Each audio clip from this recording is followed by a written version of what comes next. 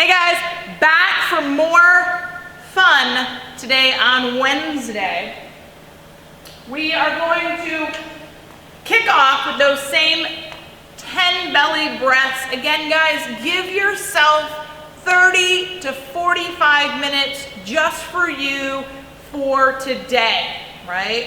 Leaves you 23 and a half or just slightly less to do whatever you want. But this is just for you. After we've done that, we're gonna go 20 lateral hops. So you can find a seam in the floor. I could use one of these blue lines that we have right now in the gym. And coming over 1, 2, 3, 4. So each jump would count as a hop. From there, we're gonna go into 5 broad jumps. Big priority when we are doing a broad jump in a warm-up is that we are opening up the hip. Warming up the hip. I am more concerned about the takeoff and the land than I am about the distance covered, right? This is not a max distance broad jump for 5. Now that doesn't mean that we do an itty bitty jump, right? Within reason. We want both feet to start underneath the hips. We're gonna hinge back just like we would if we were gonna do a box jump, and then we'll fully extend from there. When we land, I want you to land squarely on both feet, knees tracking over toes. A lot of times what can happen is knees crash in or we hit on the ball of the foot. So we're gonna come in, back, landing squarely and soundly and under control. 5 broad jumps. From there we're gonna go into 5 plank to down dog. We've done a lot of these lately. So from this plank position, we're gonna come in, full plank, dropping nose to toes, back into a full planked position. For 5, 2 rounds of that, guys. From there, we're going to go into a drill that is going to make you feel completely ridiculous. Just be aware that you're gonna feel ridiculous. That's okay. Come with me. Maybe don't post this on Instagram, we'll be fine. One of the big things that a lot of people have been working on pre-pandemic, and I don't know where you guys are at post this lockdown, is double unders. And one of the most frustrating things with double unders is that it's timing, right? I often describe it as it's like a rub your belly, pat your head kind of a thing. You're trying to get your brain to do multiple things and stay in control. Those multiple things are your feet jumping high enough and your hands going fast enough, but then syncing those up so that they're doing that at the same time. Very frustrating.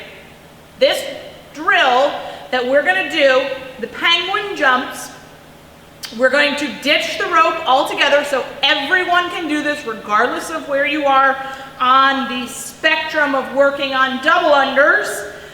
Essentially what we want to have happen is every time you jump up, we're going to use our penguin flippers and a light tap.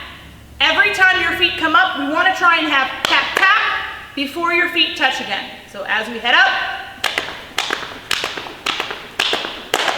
20 seconds on, 10 seconds off.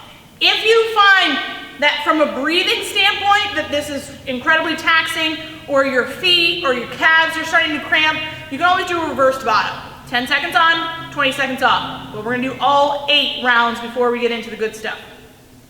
Our workout today. If we have access to equipment, 3 rope climbs. If we don't have access to a rope, you can always sub in 10 toes to bar or 10 V-ups, right? We're thinking about pulling the hips up towards the shoulders. We're then gonna come to our bar for a push jerk. We are specifically wanting you to do a push jerk versus a push press. Now, the setup for the push press and the push jerk is the same. Thumb distance into that smooth and knurling. Bar is going to be in that front rack position. remember, anytime we're in a front rack position, the bar should physically sit on the shoulders versus down below the collarbone. Heels are going to be underneath our hips. We're going to dip down to the heel. From here, as I drive up, I'm going to transfer that to my hands. If my knees remain locked out like they are now, push, press. Now, if I dip drive, coming out of that bottom position, as I press up, I push down, elbows lock out, knees are bent. That is your push jerk. Easiest way to distinguish between the two is what's happening with your knees. Again, I'll show you a push press. We dip, lock, bar overhead, knees locked. Push jerk, we dip drive. Knee is bent when the bar is overhead. Push jerk. So we're going to do that for 6. 165 for the men, 105 for the women if we've got it available, and then 24 double unders. You've got some choices when it comes to the double unders. We can always modify that number down to accommodate some single unders in there. We can also use the new skill we've gotten. So ditch the rope altogether, 24 penguin jumps, good to go, 3 rounds. If we don't have a rope and we don't have double unders, we can go to our other equipped version of our workout. So 10 V-ups, 10 shoulder to overhead. I'm sorry, 12 shoulder to overhead.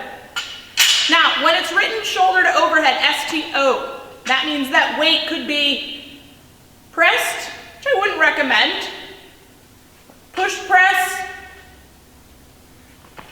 push jerk, split jerk, up to you how you want to get it there. If we don't have a bar, but we've got a dumbbell, we can use those same options. Press, push press, push jerk, split jerk.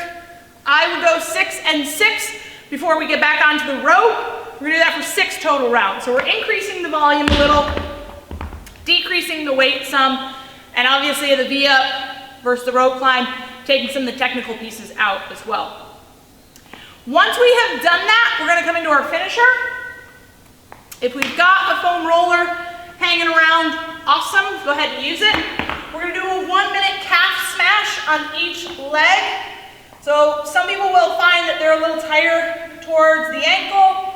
Some people are a little tighter towards the knee. I like to work that left and right. If you want, you can bring over that opposite leg and really kind of start to dig into the meat. Find some gnarliness in there. We're gonna do a minute on each side. We're then gonna do a couch stretch, which is hard for me to show you here, but this back leg would be up on a wall or physically the couch. If we don't have somewhere that we like doing a couch stretch, we can always come into a low dragon. So dropping that back hip towards the floor, really trying to get that lower back to loosen up for you. 1 minute on each side, on each leg for each mobility. That's your fun for the day.